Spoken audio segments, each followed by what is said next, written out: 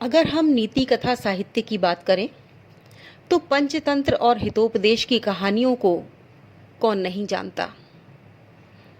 हम सभी ने बचपन में अपनी पाठ्य पुस्तकों में भी पंचतंत्र और हितोपदेश की कहानियाँ पढ़ी हैं और आज जो हम पाठ्य पुस्तकें पढ़ते हैं उनमें भी पंचतंत्र और हितोपदेश की कहानियाँ दी हुई हैं। हितोपदेश नीति कथा साहित्य में प्रमुख ग्रंथ है जो पंचतंत्र के नीति ग्रंथ पर आधारित है और उसी से प्रेरणा पाकर लिखा गया है। तो चलिए हम इनके जो लेखक हैं उनकी बात करते हैं। माना जाता है कि हितोपदेश के लेखक थे पंडित नारायण भट्ट और पंडित नारायण भट्ट ने एक विशेष परिस्थिति में इस ग्रंथ की रचना की थी। जिस प्रकार से कहा जाता है कि पंचतंत्र ग्रंथ की रचना किसी राजा के पुत्रों को शिक्षा देने के लिए की गई थी, तो उसी प्रकार से पाटलिपुत्र के राजा के जो 4 पुत्र थे जो पढ़ाई में रुचि नहीं रखते थे, मन नहीं लगाते थे, उन्हीं राजा के पुत्रों को शिक्षा देने के लिए पंडित नारायण भट्ट या कहीं कहीं नाम इनका नारायण शर्मा भी आता है, उन्होंने ये हितोपदेश ग्रंथ लिखा। हालांकि ग्रंथ बाद में लिखा गया, पहले तो वे राजा के पुत्रों को प्रतिदिन एक कहानियाँ सुनाया करते थे और उसके माध्यम से नीति की कोई शिक्षा देते थे। तो ये कहानियाँ बहुत ही मनोरंजक होती थी और इन कहानियों को सुनने का विशेष चाव रहता था। तो इसी वजह से राजा के पुत्र इन कहानियों को सुनते थे। कहानियाँ कैसी थी? कहानियाँ बहुत ही उपदेशात्मक कथाएं हैं, इसमें सरल है, रुचिकर है और कथाना कितना अच्छा है कि हमारा मन करता है कि इन कहानियों को सुनते ही रहें। इसमें खास तौर पर पशु पक्षियों की कहानियां हैं और कहानियां आपस में जुड़ी हुई हैं और अंत में कोई ना कोई शिक्षा दी गई है। तो ये एक प्रेरणादायी आप कहिए कि ग्रंथ है और इसमें नीति की बातें बताई गई हैं, किस प्रकार से हमें व्यवहारिक ज्ञान होना चाहिए, किस प्रकार से हमें नीति और नियम पर चलना चाहिए या किस प्रकार की नीति हमें अपनानी चाहिए। तो इसके 4 भेद हैं, यानी हितोपदेश के 4 भाग हैं, 4 खंड हैं जो एक ही में हैं।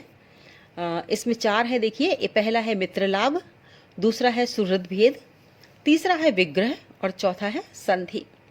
यानी विग्रह किस प्रकार से करवाना चाहिए, अलग अलग हम किस प्रकार से कर सकते हैं, उसमें फूट किस तरह से डाल सकते हैं और संधि किस प्रकार से की जानी चाहिए, क्यों की जानी चाहिए, कब की जानी चाहिए, मित्र कैसा होना चाहिए, मित्र के लाभ क्या होते हैं, मित्र से हमें कब कैसे किस प्रकार से सहायता लेनी चाहिए या मिलती है।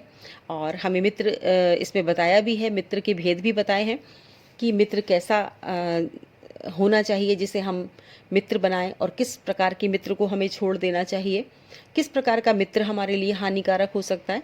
तो इस तरह की बातें इसमें बताई गई हैं सभी, और ये सभी व्यवहारिक बातें हैं।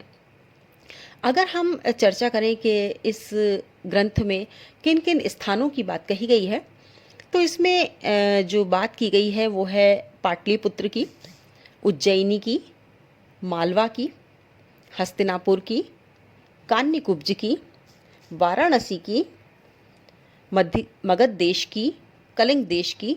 तो इन सभी जगहों की चर्चा इसमें की गई है और 60 से अधिक शिक्षाप्रद कहानियों का ये संग्रह है। बहुत ही अनूठा संग्रह है। और साहित्यिक भाषा में यदि हम बात करें तो गद्य काव्य, पद्य काव्य या चंपू काव्य की अगर हम बात करते हैं तो ये चंपू काव्य की श्रेणी में रखा जा सकता है, क्योंकि गद्य साहित्य के आधार पर इसमें गद्य में कहानियाँ तो बताई गई हैं, लेकिन जगह जगह पर उपदेश देने के लिए, नीति की बातें बताने के लिए, कुछ नियम समझाने के लिए या कोई ख़ास बात जो है वो बताने के लिए श्लोक का आश्रय लिया गया है, यानी श्लोक के रूप में वो बात बताई गई है। और इसी वजह से हम इस ग्रंथ को चंपू काव्य की श्रेणी में रख सकते हैं।